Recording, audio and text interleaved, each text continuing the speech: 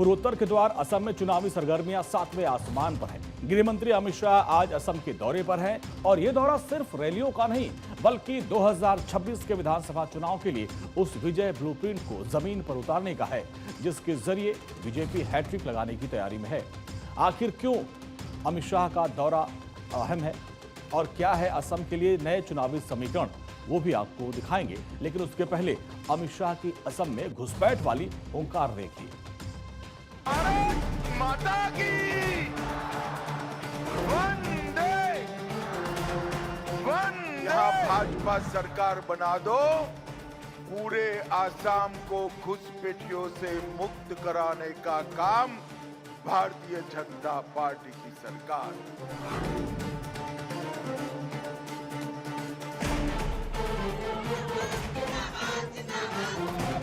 कामरूप की 6 सीटें भारतीय जनता पार्टी को जितानी और तीसरी बार भाजपा सरकार तो बनानी है।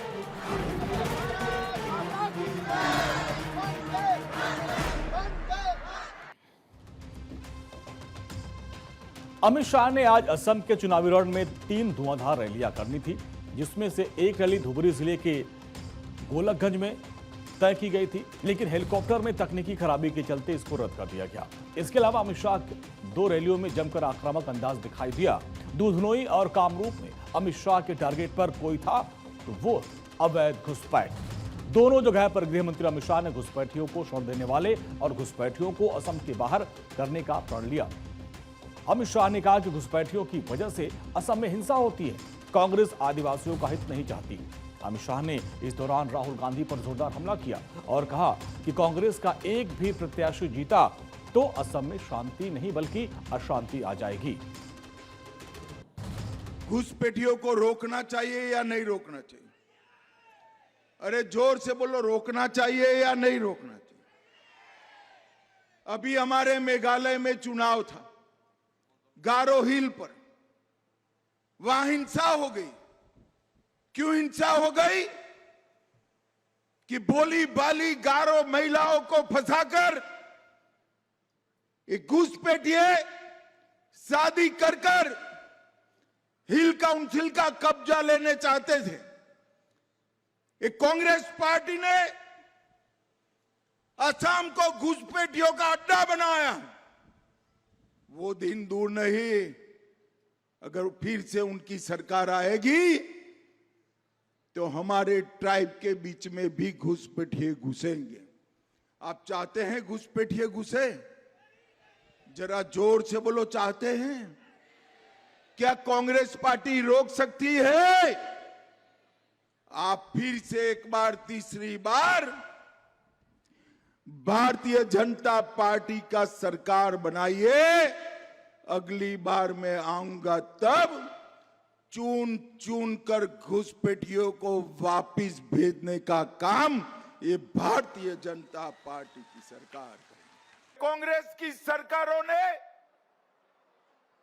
इस असम को घुसपैठियों के हवाले कर दिया था। पलासबारी वालों, मुझे बताओ, घुसपैठियों को असम से निकालना चाहिए या नहीं निकालना चाहिए? अरे जोर से बोलो, निकालना चाहिए या नहीं निकालना चाहिए?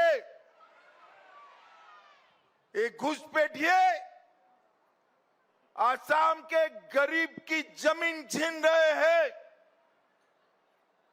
हमारे नाम घर की जमीनों को कब्जा कर रहे हैं।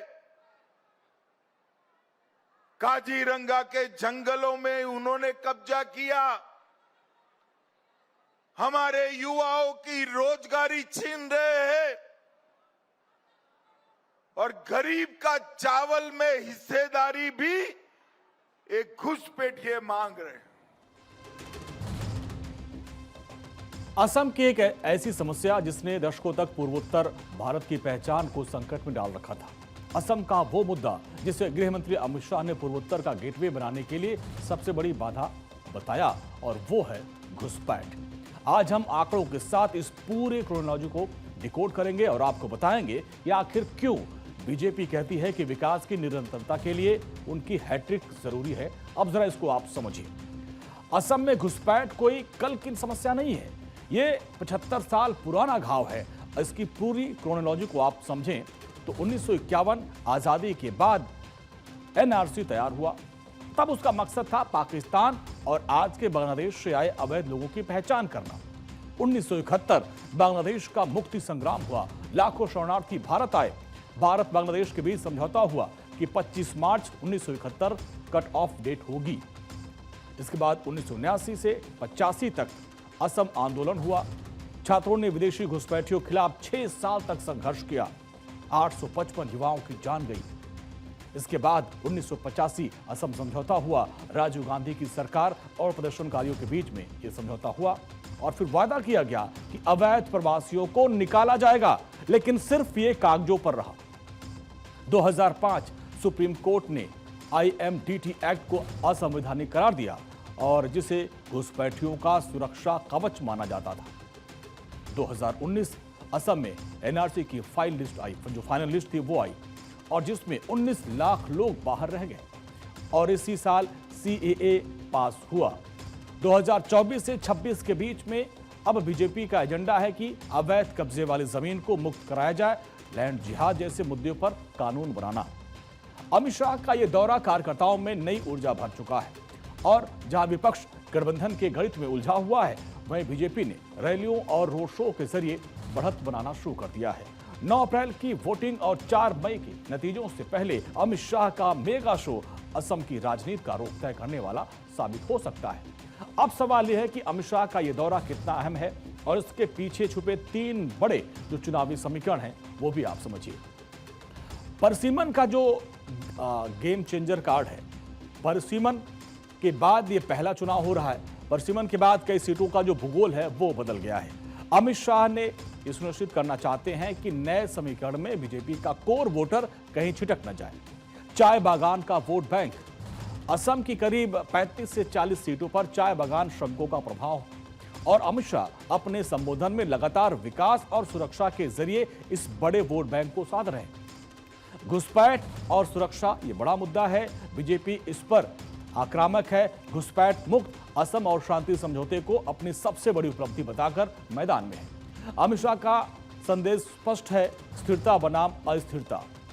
मुख्यमंत्री हिमंता बिस्वा शर्मा की ग्राउंड पकड़ और अमित शाह की चुनावी चाणक्य नीति, ये जोड़ी असम में मिशन 100 प्लस यानी 126 में से 100 से अधिक सीट जीतने का लक्ष्य लेकर चल रही है।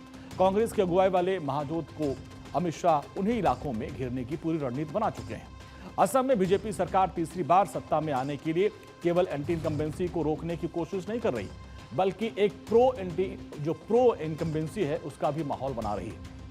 अब इसको भी आप समझिए।